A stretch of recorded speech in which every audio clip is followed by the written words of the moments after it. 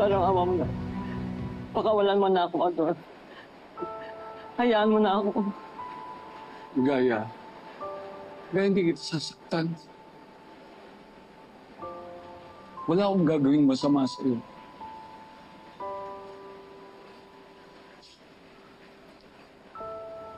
Hindi kailangan yun. Patawarin mo ako, Ligay. Anong kailangan mo sa akin? Wala. Gusto ko lang siguruhin na ligtas ka. Hindi ka masusundan ng mga mahabol sa'yo. Yun lang. Paano mo nalaman? Parang nakita ko yung hinahanap mo eh. Talaga ho? Oo. Nagpunta ron. Nakasalubong ko pa nga kanina eh. Sige ho. Salamat ho. Wala ka naman. Ikaw yun? Hindi ko lang kayang magpakita. Dahil nahihiya ako sa'yo. Wala akong mukhang iharap. Pagkatapos ng mga ginawa ko noon.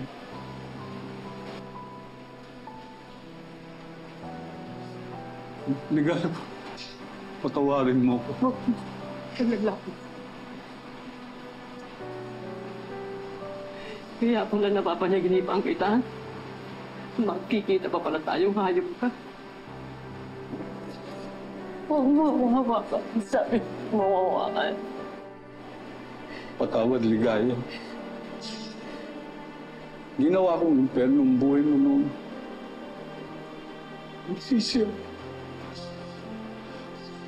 Pero wala. Sinukuan mo na. Talagang kahit sinong babae susukuan ka. Kasi hindi ka lang masamang ama. Hindi ka lang masamang asawa. Kundi talaga masama ka pa. Hindi pa nyo ka. Wala kang kasing sama. Ayaw mag-iwan. Nasira ang buhay ko dahil sa'yo. Nasira ang buhay ng mga anak ko dahil sa'yo. Ayaw ka.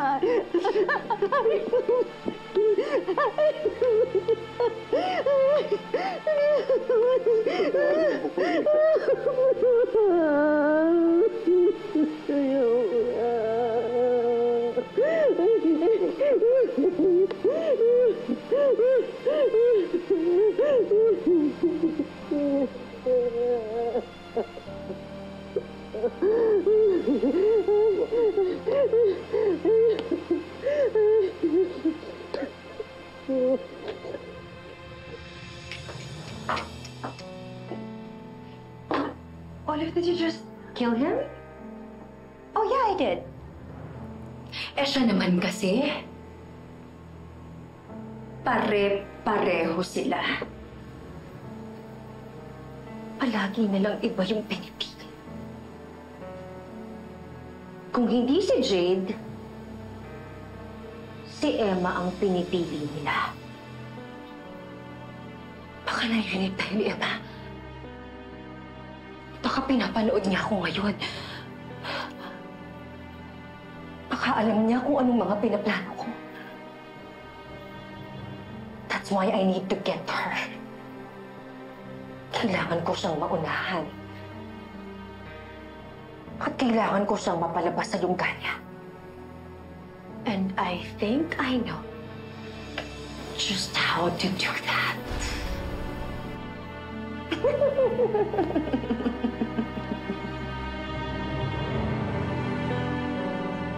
Ba't parang hindi ka naman masaya?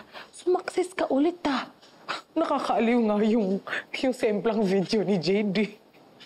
Masaya naman, Flor. Tsaka masarap naman sa pakiramdam na unti-unti nang nayayanig si Jade. Pero parang hindi kasi kompleto yung saya kapag wala si nanay. May nakita kasi ako matanda kanina. Akala ko siya. Masyado ata ako nag-focus kay Jade. Nakalimutan ko na si nanay. Ano ka ba? maiintindihan ka naman ni Aling Ligaya. At saka sigurado ako, kung nandito yun, sasabihin niya ituloy mo lang yung pagbawi mo kay Mookie. Go lang. Yun talaga ang gagawin ni nanay. Pag nakuha ko ang anak ko, sabay namin hahanapin si nanay. Yan ang gawin mong motivation. Yung pagkamis mo kay Aling Ligaya para mas mapabilis yung pagpuksa mo sa First Lady ng Kadiliman. Lagi naman, Flor. Silang dalawa ni Mookie ang inspirasyon ko.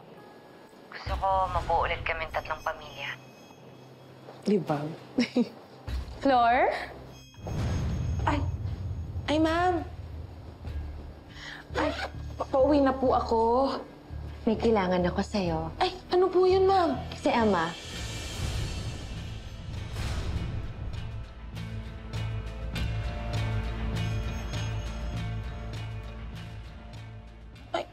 Naku, Alam mo kung nasan siya, di ba? Ay, naku, ma'am. Hindi po. Matagal na po kami hindi nagkikita, ma'am. Ikaw naman, Flor. Ma'am, I know you know where Emma is. ma'am, ano po pinagsasabi niyo? Hindi ko po alam, So tell ma'am. me, nasan si Emma? Ay, naku, ma'am. Wala po talaga akong alam po. Huwag mo siyang pagtakpan. Ma'am, Alam mo kung nasaan si Emma. ma'am, hindi ko po talaga alam, ma'am. Huwag kang maniwala. Sinungaling yan. Sinungaling yan. Maniwala. Huwag kang maniwala. Pwede ba huwag kang magsinungaling? Ma'am, Tinanggap kita dito, Flor, because I want to trust you. So, katiwa-tiwala ka ba talaga? ma'am, promise po. Nasaan si Emma? Naku, ma'am, hindi ko Hindi po ka talaga... ba aamin? Ma'am, hindi ko po talaga alam, ma'am. Nasasaktan po ako, ma'am. Ma'am, tama na po, ma'am. Tell me where Emma Ma'am, is. wala po talaga akong alam, ma'am. Tama na po, ma'am. Tita Jade! Tita Jade! Okay. Tulungan mo ako, Muki. Nakakatakot siya. Pinipilit niya Tita alam ko Jade, kung nasa ng mami mo. Tita Jade, ano po bang nangyayari? Quiet! Andito si Emma! Naririnig niya tayo. Tita Jade! Andito siya! Okay. Emma! Huwag mo na siyang sundan. Ang delikado eh. Para siyang nagkakasaltik. Para siyang si Ma'am Olive. Kaya huwag na. Dito ka na lang, ha? Pero ano kayang nangyayari sa kanya? Hindi ko na siya maintindihan, ate. Hindi ko nga alam eh. Natatakot na nga din ako eh. Bakit kaya siya nagkakaganyan?